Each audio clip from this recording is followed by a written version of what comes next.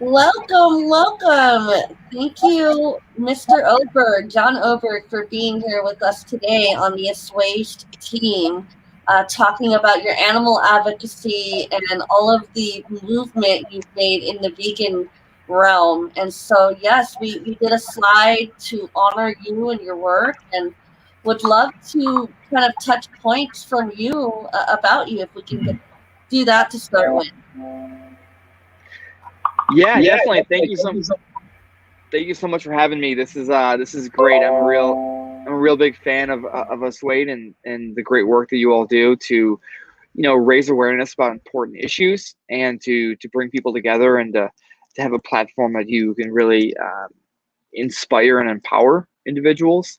And so this is awesome. I and for anybody who isn't familiar with my work, I am an animal advocate, and I do this work uh, full time. And my goal as an animal advocate is to raise awareness about how animals are being treated and to inspire compassion in others. So, getting people to learn how animals are being treated on factory farms and behind the closed doors of slaughterhouses around the world, and then to also be inspired to take action to help eliminate the suffering, to reduce the suffering, and to create a kinder world. And I've been an animal advocate for my whole life. I started taking it really seriously about 12 years ago when I went vegan and started getting involved with animal advocacy on like a local level, and was doing all kinds of things when I first went becoming an advocate, um, like handing out pamphlets that talked about how animals are being treated, um, going to demonstrations and protests, giving away vegan food. I did all kinds of stuff, and uh, I eventually realized that by focusing my efforts on social media, I could make a really, really big impact because social media allowed my work to be amplified exponentially. And that really comes down to the share button. And on Twitter, it's called the retweet button. Facebook, it's called the share button. And other platforms, people can share posts as well in some ways. So these ways of amplifying content, important content, really became only possible, a number of years ago.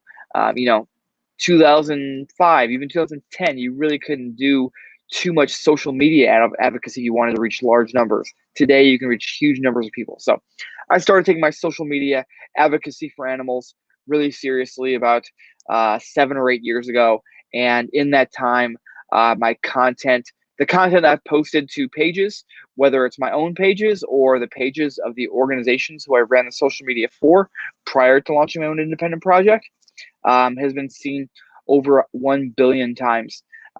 So that has been a really great way for me to try and make a difference for animals, is to really get as many eyeballs on those really important, compelling content as possible.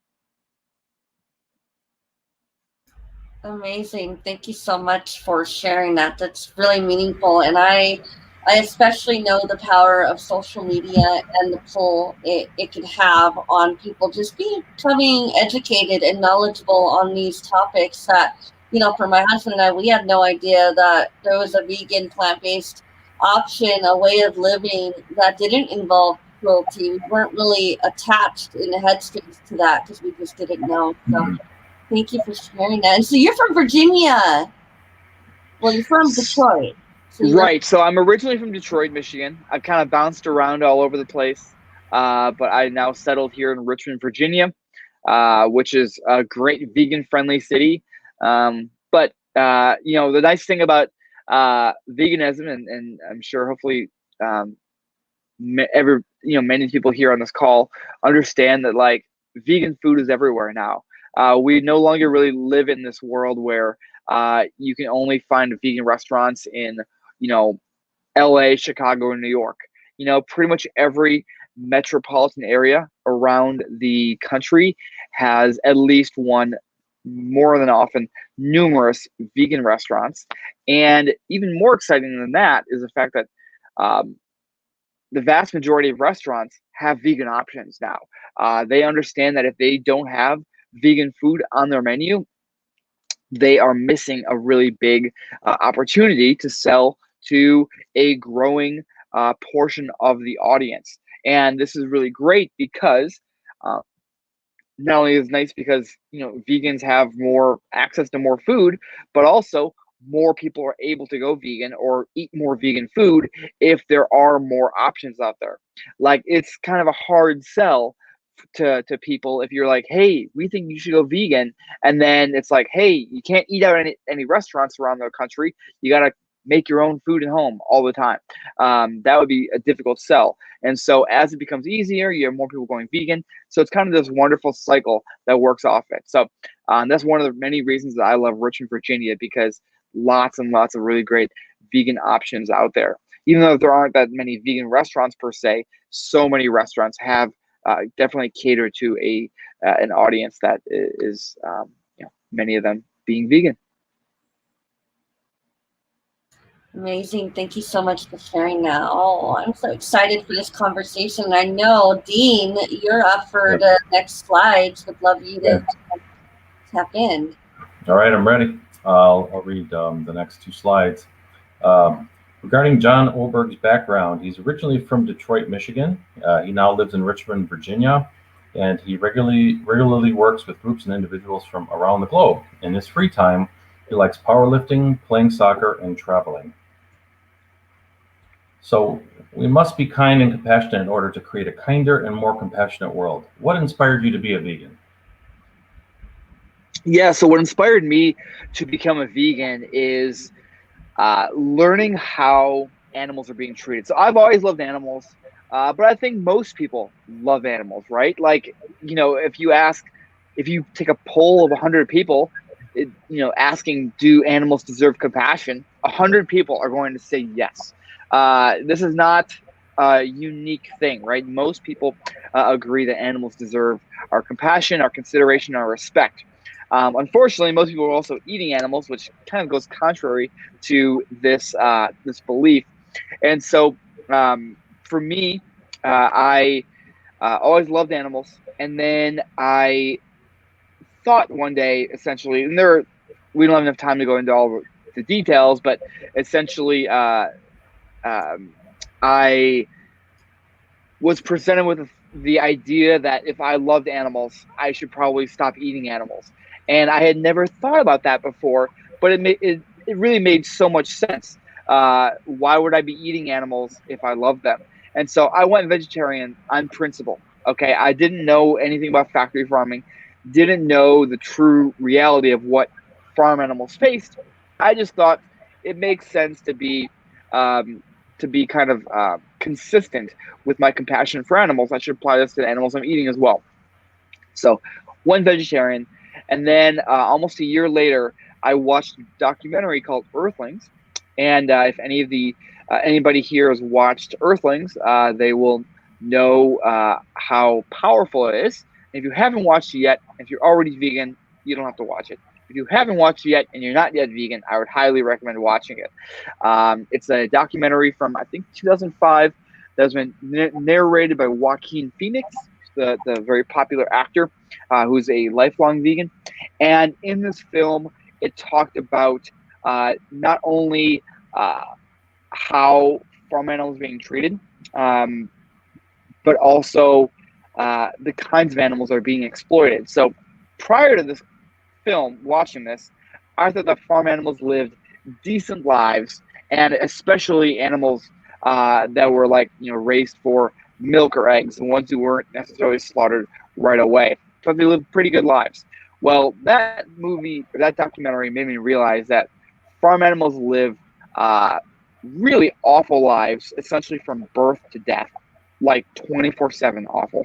And then on top of this, it wasn't just the animals raised for meat, like chickens raised for chicken breasts, or cows raised for beef, and so on.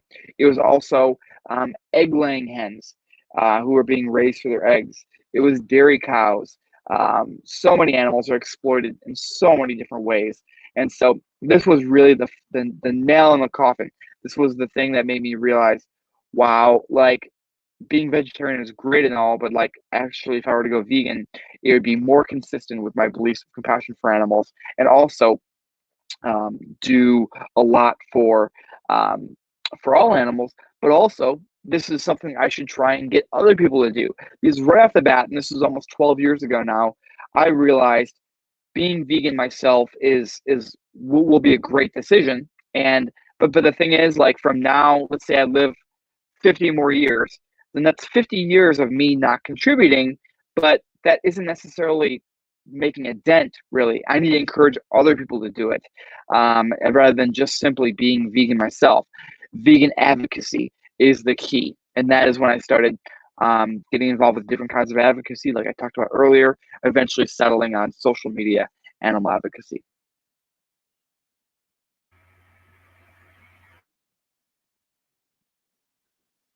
Amazing. That's truly awesome, John. Actually, like I'm born in a vegetarian family, so being a vegetarian or vegan is not very difficult for me. But still, I used to wonder people who really like believe in saving the animals and becoming a vegan, and like that's really inspiring to learn from you, John. Thank you so very much. You're welcome. Yeah, sure. And um, as you said before, like you use the social media to just exponentially increase your voice for animals. And can you let us know like how do we like you educated us on the power of sharing and retweeting and all that. So can we get more of your lessons on the power of social media in saving our animal friends, John? Thank you so much. Absolutely. So social media advocacy is so important, and it shouldn't be, I think it's underappreciated, which is ironic almost in a way, because so much of our time is spent on social media, right?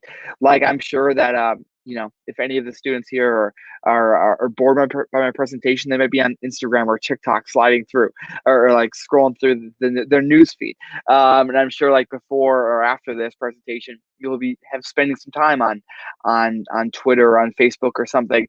And so social media is such an integral part of our lives, but I don't think we really fully take advantage of it as much as we can as a platform for advocacy.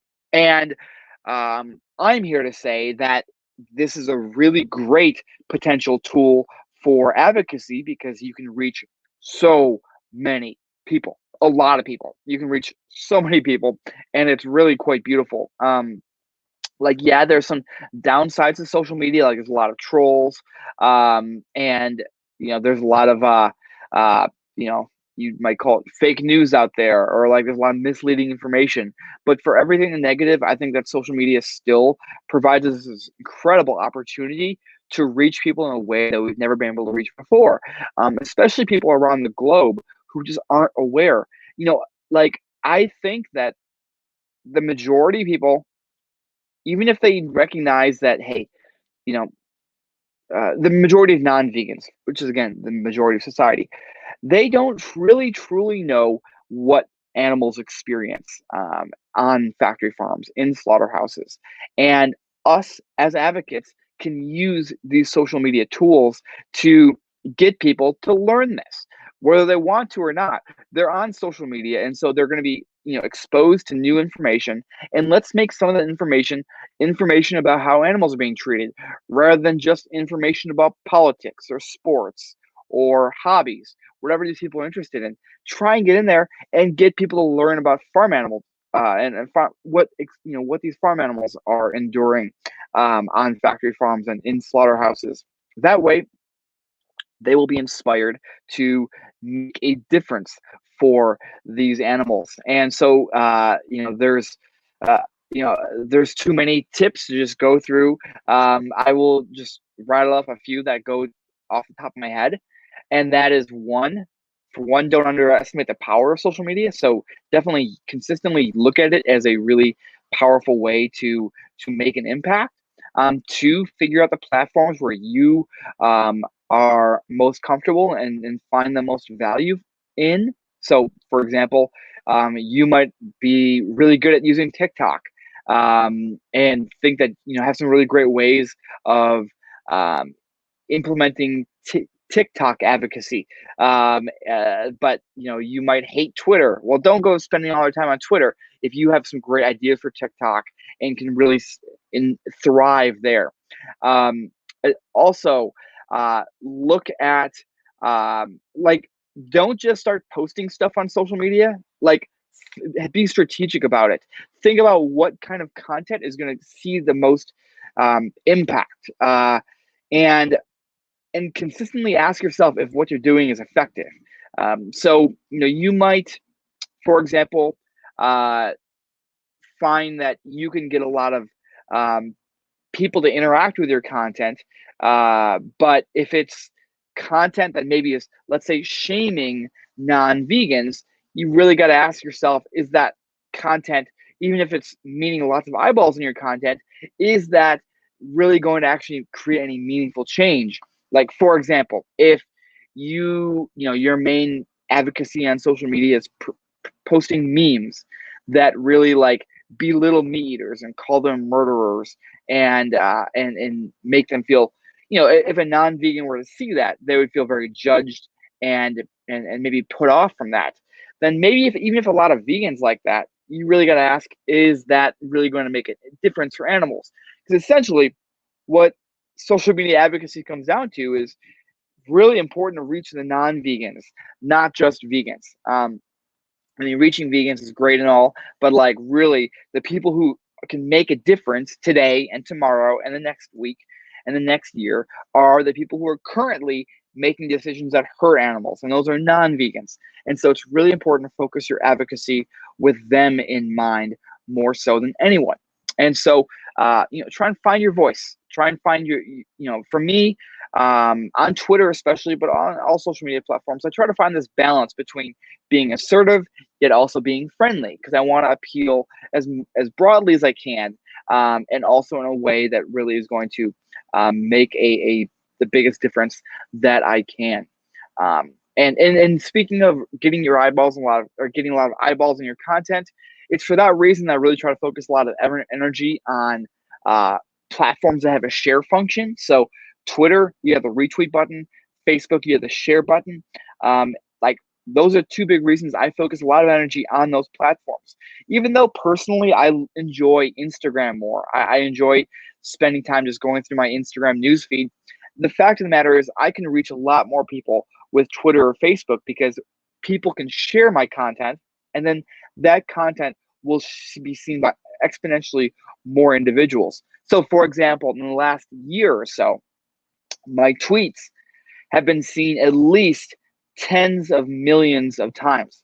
And I have like 85,000 followers on Twitter, which might sound like a lot, but that is a lot less than tens of millions, right? So every one of my tweets is being seen by a certain percentage of that is being seen by people who follow me. But a lot of those views are people who don't follow me. And so the wide-ranging number of views that your content can get by people who don't already follow you is great, which is why I think you shouldn't underestimate the power of social media platforms that have a share function. Wow, that's really inspiring, John. Thank you so very much. You're welcome. So, John, I am very glad and happy that you're able to share this picture. It seems like you and Mom are sharing both the same compassion and sort of this partnership in saving animals. And I've really paid attention to a lot of your social media platforms, and you share a lot of similar photos depicting the current status, the living conditions and whatnot of these animals. So if you can just explain in further detail, what is the significance of this picture and sharing very similar photos of these conditions on your social media platforms? Definitely. So I will talk about my mom briefly. So my mom was a really big part of my life. My mom and I were like close. We were like best friends for the entirety of my life until she passed away. And so she really instilled a sense of compassion for animals in me. And so we went on this kind of journey together of helping animals. So she taught me how to rescue animals when I was younger.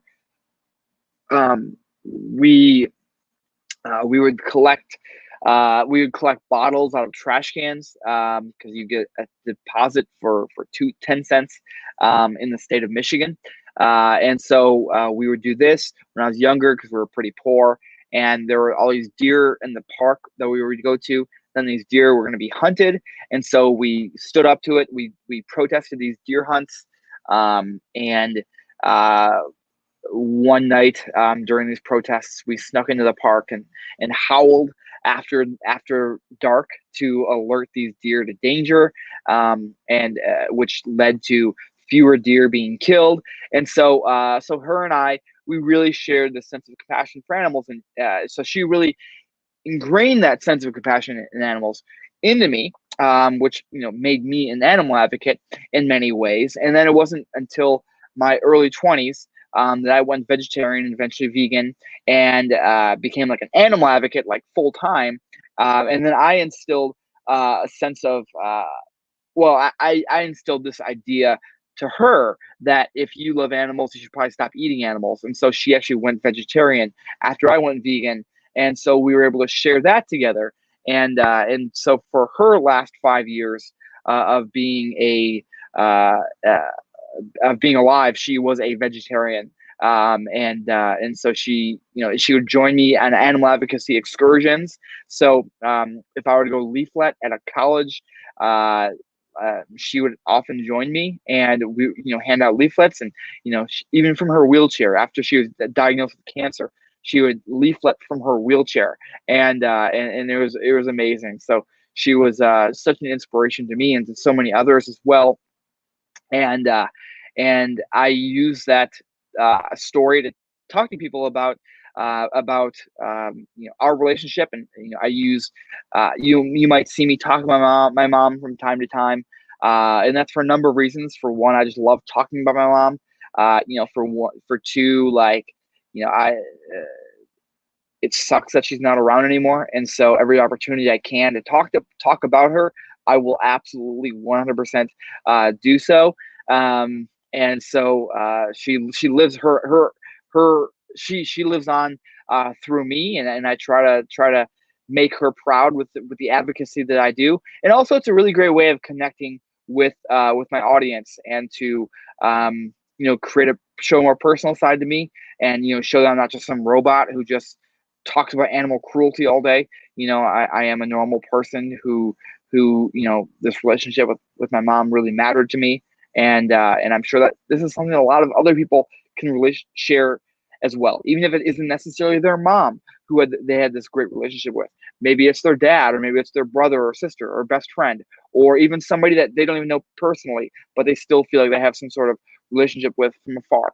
Like this is something that a lot of people can relate to.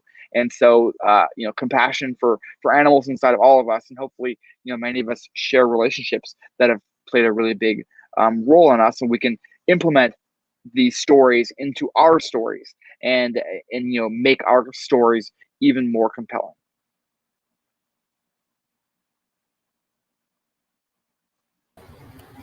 Hi, John. What a great way to carry on the memory of your mother. And it looks like this passion started at such a young age.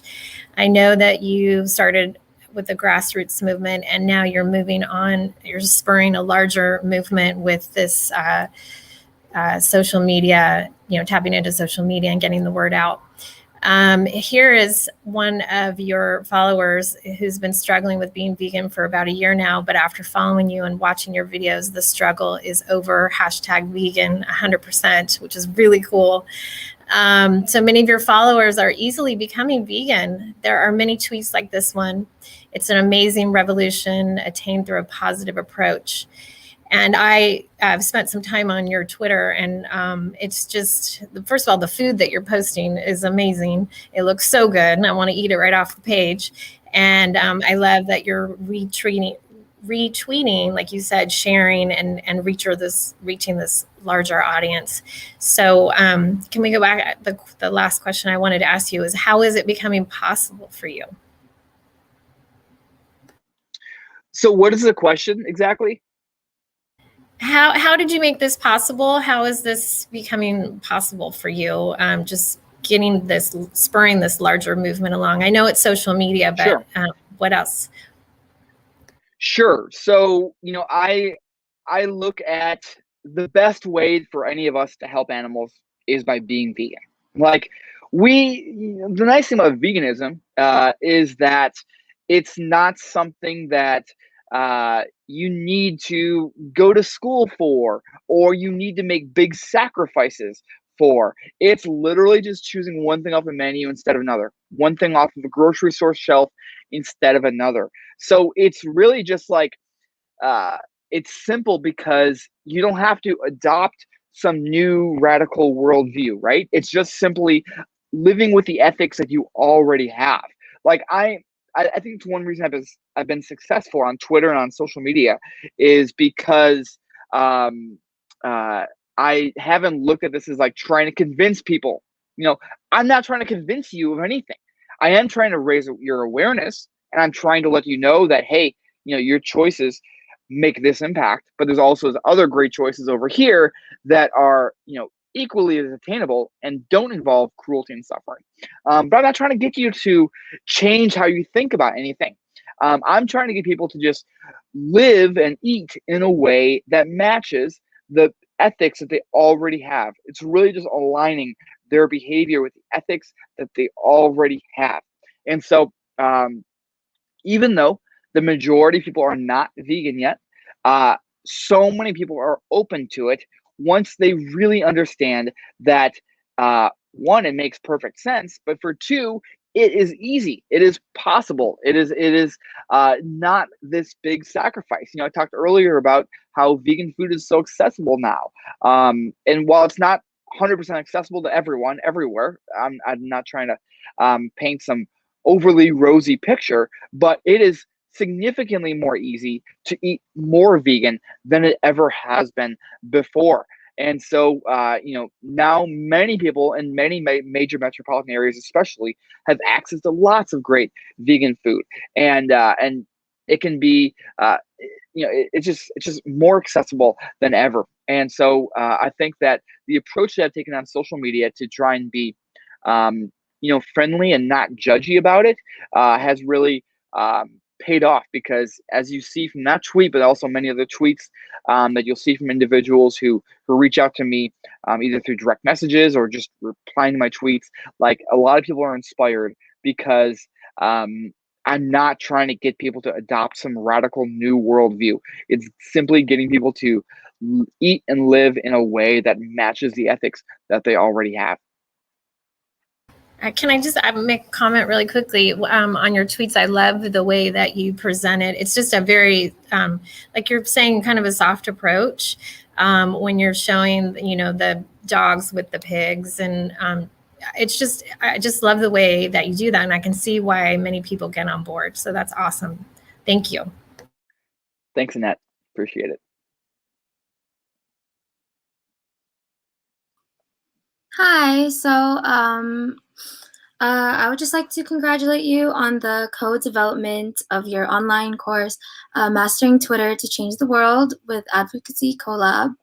And with these opportunities that you've created for everyone, can you tell us more on what someone who may be interested will gain by enrolling in this? Yes, definitely. So this is like one of the most excited the things I've been most excited about in my advocacy career. So I've been a full-time animal advocate as like my job for like, I don't know, 9 years, 10 years, something like that. And in that time, there are numerous things that I've been excited about. This is like right at the top of the list. And essentially what I did is, for over the course of months, I co-developed a course along with Advocacy Collab. Advocacy Collab is essentially where the course is hosted. And so we developed this course together that essentially took all the knowledge that's up here in my head and put it down into a course that is digestible. And in this course, I teach animal advocates how to use Twitter. And it is not rocket science, okay? I don't have a PhD in social media science. I'm not a magician, and I have not thrown thousands or tens of thousands of dollars at this. I've literally just used my own time and energy over the last number of years to really take my Twitter game to the next level. And we talked a lot about Twitter today, and that's because Twitter is where I make the greatest impact for animals, and it's accessible to so many people. So everybody here can essentially take their Twitter game to the next level. Now, I've reached many, many millions through Twitter, but you don't need to reach many millions to make an impact. If you're currently reaching dozens of people in a year, you can reach hundreds. If you're reaching hundreds, you can reach thousands. And those are big victories for animals or for whatever cause that you believe in. This can be applied to any causes, not just animal rights. If your big cause is the environment, environmental protection, you can take the same information that I go into great depth in this course, and it's called Mastering Twitter to Change the World.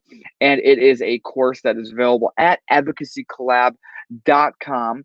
And it's something I really encourage anybody who wants to take their Twitter game to the next level to invest in. It's just a really, really great, it's essentially everything I wanted to try and get other advocates to learn. I figured out the ways to best relay this information. So there's like 4.5 hours of video content.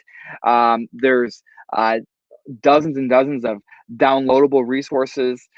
There's quizzes built in, lots of interactive features, lots of opportunities to even meet with me as part of like office hours and so on. So there's just lots of really great information in these in the course. So if any students are interested in that, I really recommend signing up for the course at advocacycollab.com. And you can also find that link profoundly posted at my social media platforms, and my handle is at John Oberg.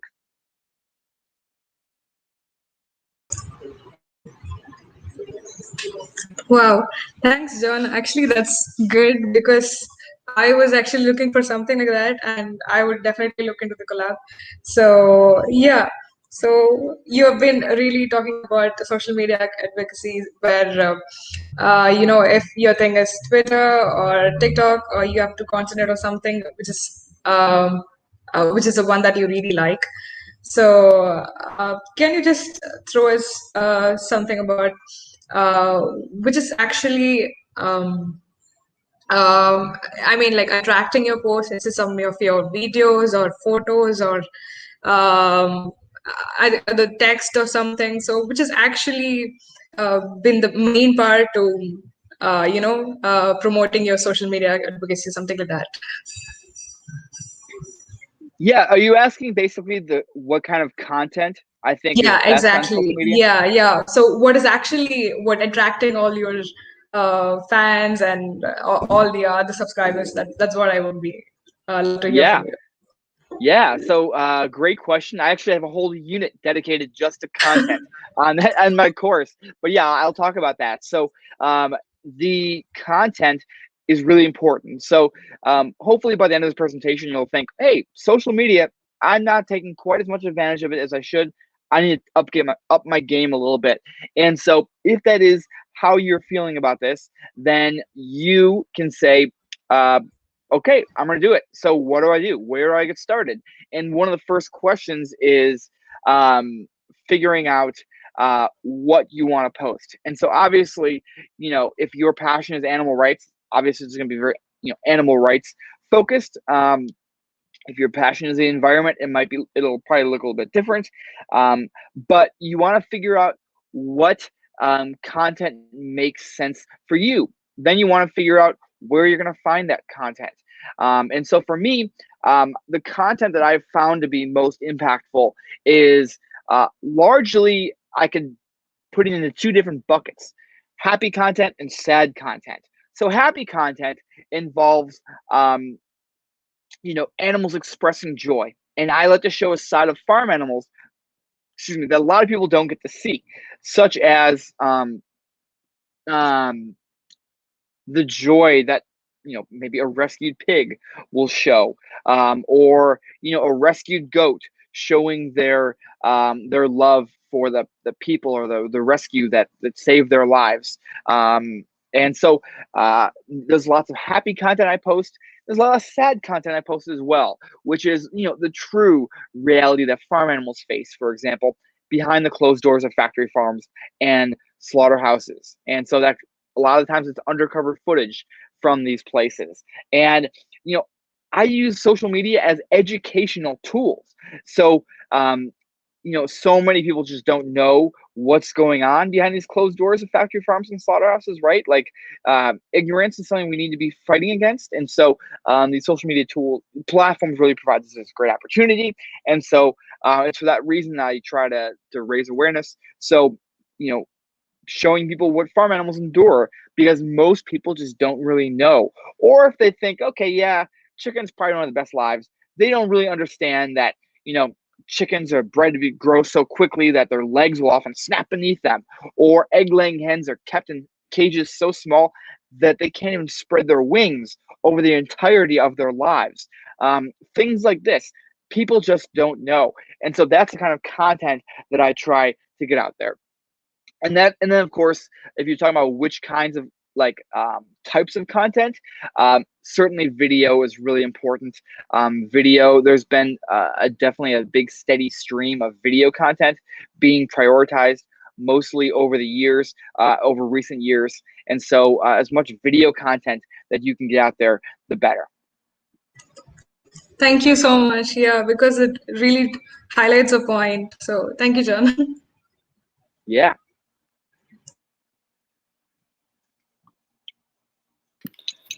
Hi, John. How are you? So Good. thank you for sharing so far and for being here. So I wanted to talk about speaking on animal rights and kind of how you go about it.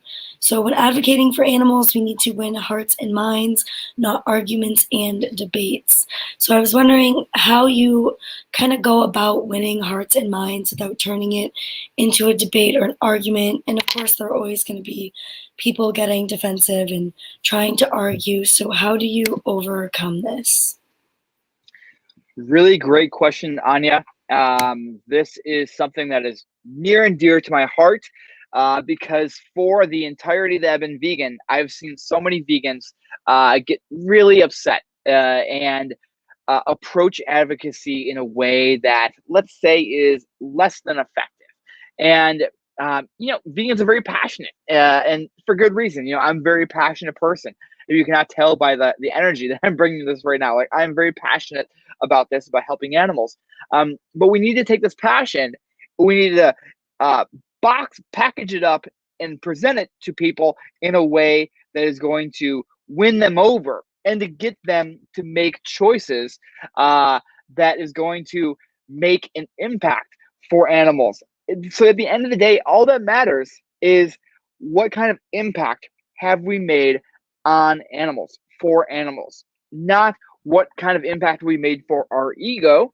Like, we could easily just sit there and shame meat eaters all day long. I mean, we could be like trying to call them hypocrites, trying to be like, yeah, you guys say you love animals, but you eat them, you murderous, whatever. Like, we could do that, and like on paper maybe it would make sense. Like, literally, like, people are doing things that harm animals, but they can claim to be animal lovers. You try and call them hypocrites or whatever.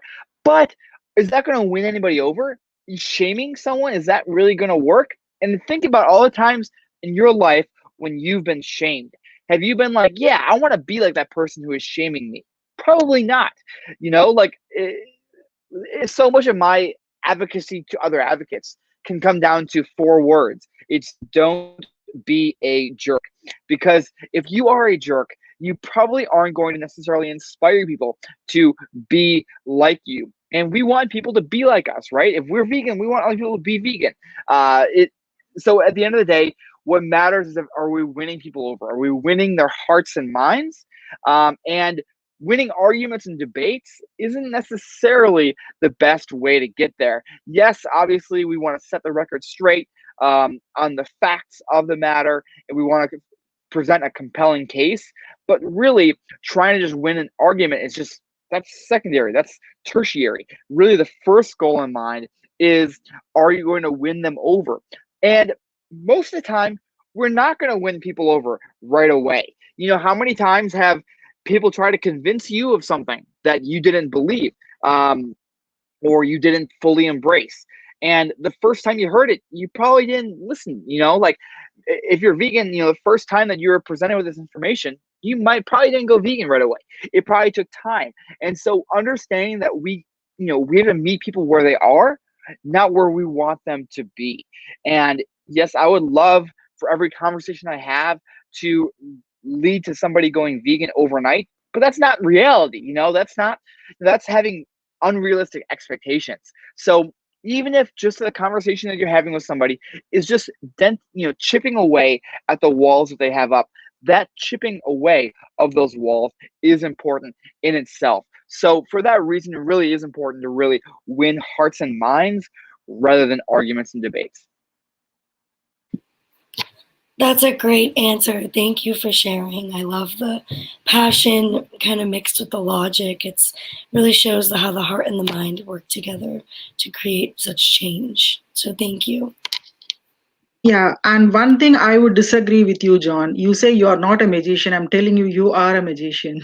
You are just keeping us spellbound. I'm telling you, like the single tweet, if I can make a difference to the people, one who is struggling to become vegan and they suddenly become vegan, like seeing your tweets and talks and videos, like you are truly a magician, John. You should accept this.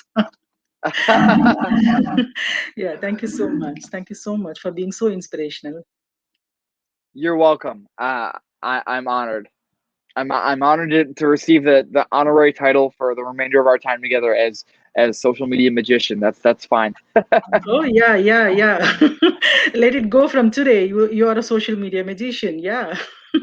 We are so honored. Thank you so much. Yep. All right, I'll go ahead and do this slide. Thank you again for being here, John. Your work is just super inspiring and passionate.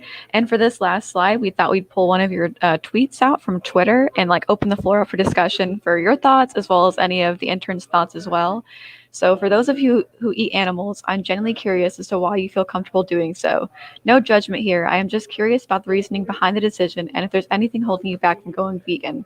Let's keep this a positive space. I'll go ahead and start and say that I think a huge part of American culture revolves around meat, like hot dogs, hamburgers, just going out to eat. It's everywhere and you just can't get away from it. So what are your thoughts about that tweet and what are some of the ideas you've heard?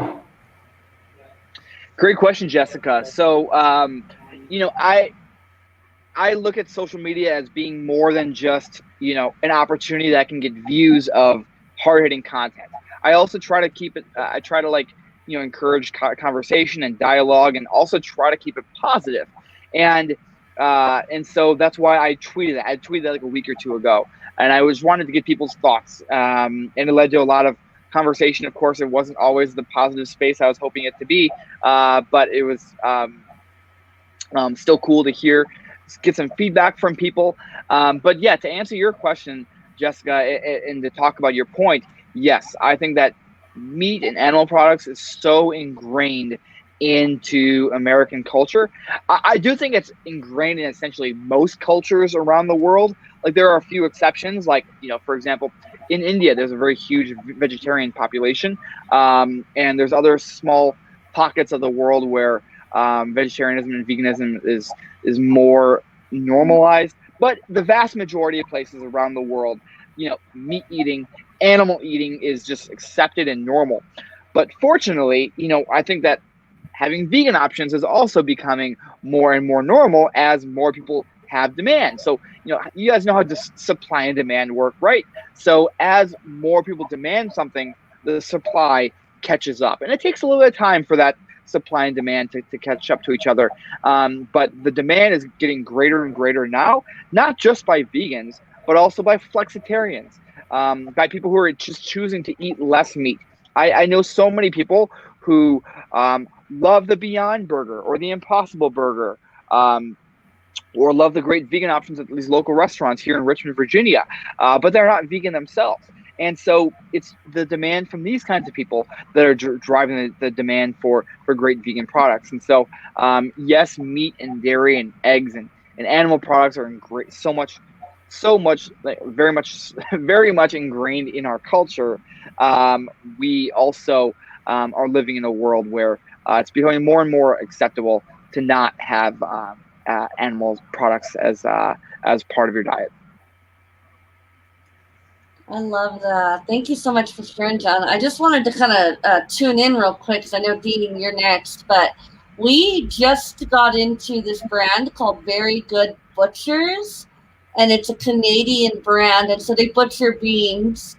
The branding is just amazing. And their taco meat, they have bangers and burgers, and it's a little bit different than the Beyond. But it's just amazing how they can take all of these plant based forms of foods and turn it into something that mimics meat.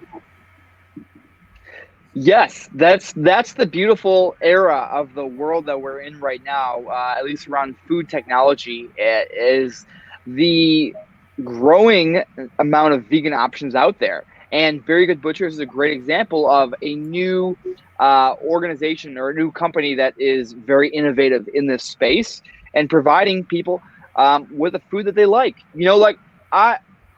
For me as a vegan activist, it's not effective to go out there and be like, hey, I know right now you eat burgers and hot dogs and pasta, but I really want you to entirely switch your diet around to only eat, quinoa and salads and raw food. And people aren't going to change like that. They want to eat the foods that they're used to eating. And so for that reason, giving people the food that they're used to eating, whether it is healthy or unhealthy, like burgers, for example, or hot dogs or sausages or whatever. If you can give it to them in plant-based form, we should. I think that's really important. Advocacy is giving people the opportunity to make as little of a change as possible that makes as big of an impact as possible. And so if that's as simple as just getting people to switch, a few meals of their week from animal-based beef and chicken to plant-based beef and chicken, then that is a really big victory in itself.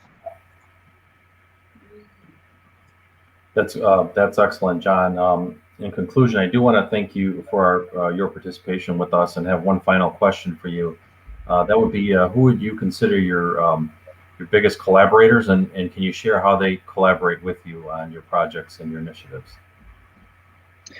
Good question, Dean. And thank you so much for having me here. This is a great opportunity. I love what you've built here, and I love the community that you have here. It's so obvious that it's thriving and that you all are really learning a lot from each other and from this. And so I'm honored to take part in this and so appreciative. And so for me, I would say the biggest collaborators, I'd say I have collaborators in different ways. So I'd say right now my number one collaborator is Advocacy Collaborative. How ironic that they have the word collab in their name. But being able to put together this course has been like kind of the pinnacle of what I've been able to achieve as an activist. Having this course just be something that I think brings so much to individuals. I'm so excited about giving advocates an opportunity to like take this course. So like Advocacy Collaborative, big collaborative partner of mine. Also the individuals and accounts and organizations who share my content across social media, some of which I like have a relationship with where I might ask them to do it, but most of the time they just do it on their own. Those are collaborators who exponentially increase my message so that they're seen by many more people. The like media that I partner with and do like podcast interviews for example, like that is really big collaborators. And then I don't have a lot of volunteer work right now, but in the past I've had a lot of volunteers who've helped me, and those have been really big collaborators who have made my job more, not just easier, but also more impactful. And so, there's so many great collaborators in so many different ways. And really, I just look at every animal advocate out there who recognizes the power of social media as a collaborator, whether they're collaborating with me yet or not.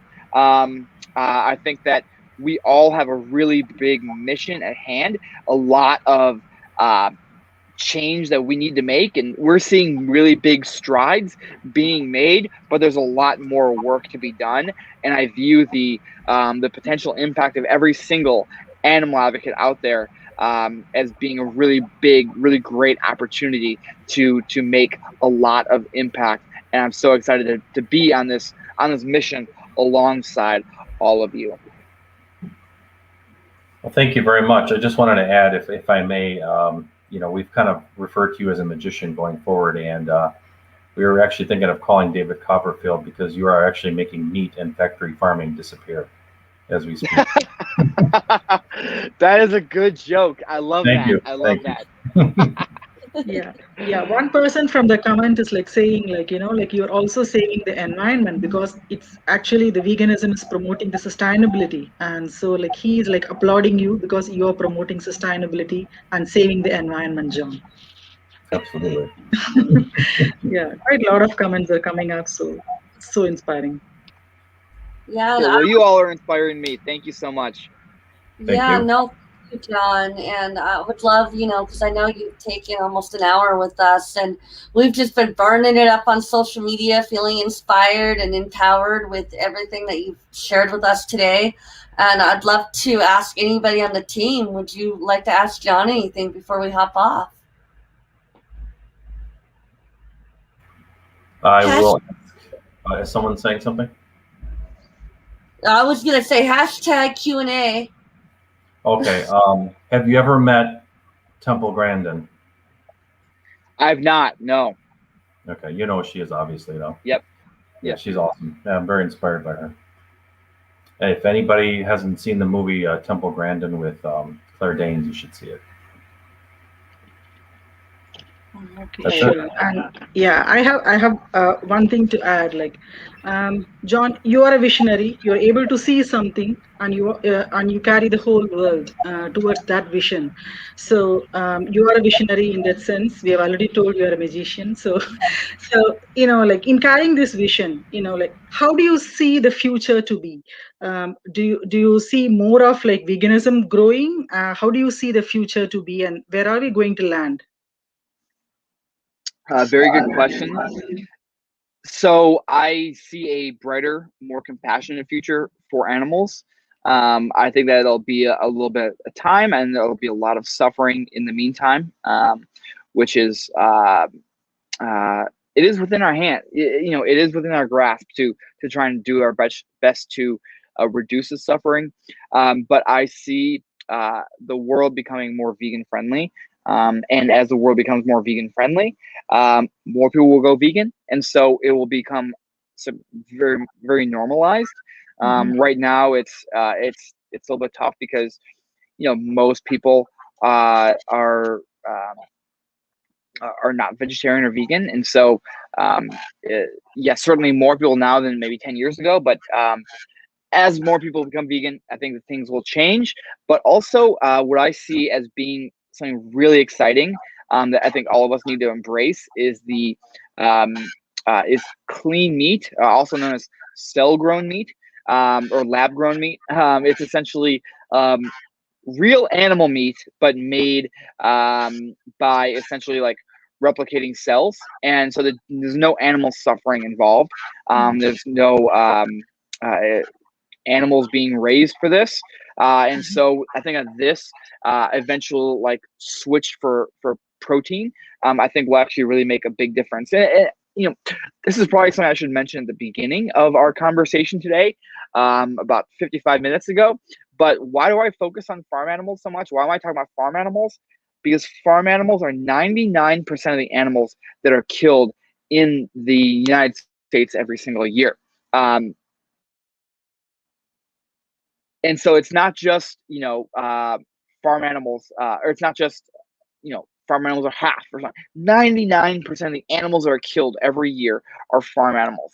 And of that 99%, like 98, 99% of those animals are raised in factory farms. And so the biggest impact that each one of us can make is by focusing our animal advocacy efforts on farm animals. And so it's for that reason that I'm really excited about like clean meat, for example, because it is going to really eventually, as it's adopted, just do so much good for animals. And so the last thing I'll say about that is that, you know, I do see a vegan world in the future.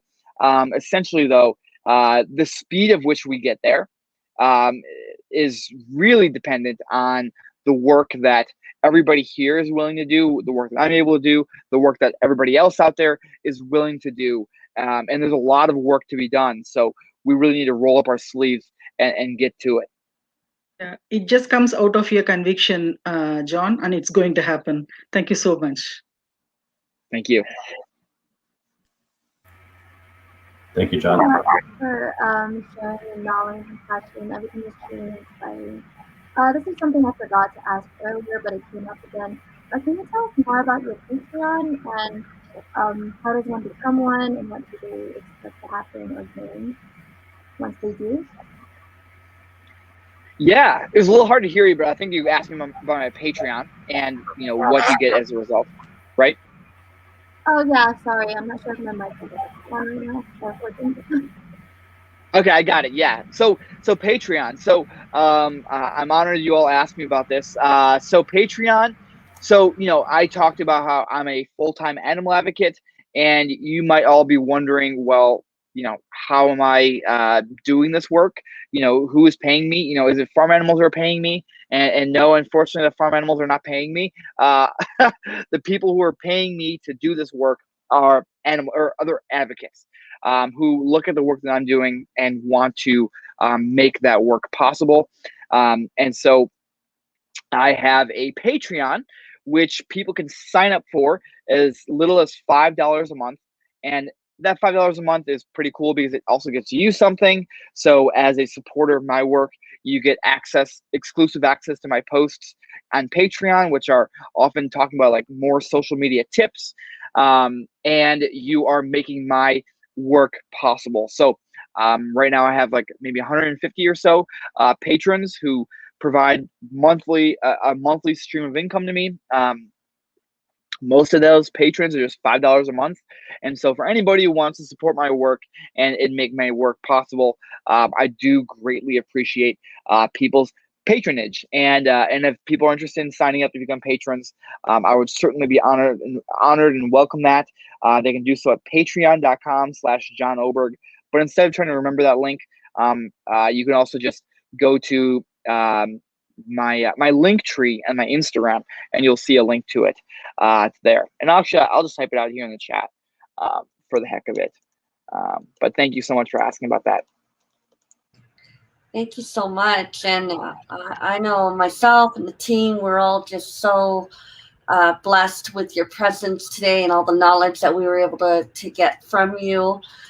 So thank you for taking that time. And, you know, there's a lot of awareness that needs to be raised about these farm animals. And we do have some initiatives from a public health standpoint that we're tapping into.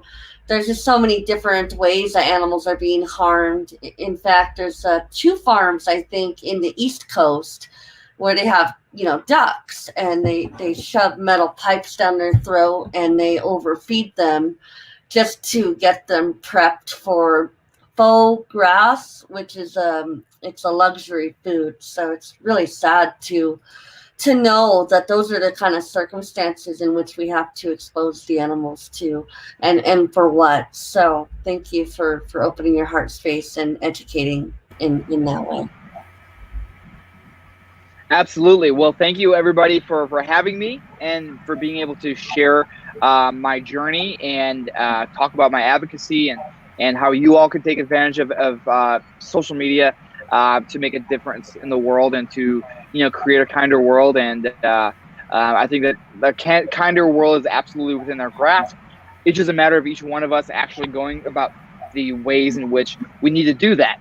And so I'm honored to have been able to chat with you, and Cynthia, thank you so much, and all of you guys at the Assuaged team. This has been an honor. So thank you all, and hopefully to stay connected with all of you. And if you don't already follow me on social media, please go follow me, and I will follow you back on Twitter. DM me if I don't follow you already. That way I see it. Sometimes these slip through. So thank you again, everybody. Thank you, John. Thank you so much. Thank you so much, John. Bye. Thank Have a you good so one. much. We Thank salute you. you, John. Thank you so much. Thank you, John. Thank you. Thank you. Bye. Have a great day, everybody. Bye.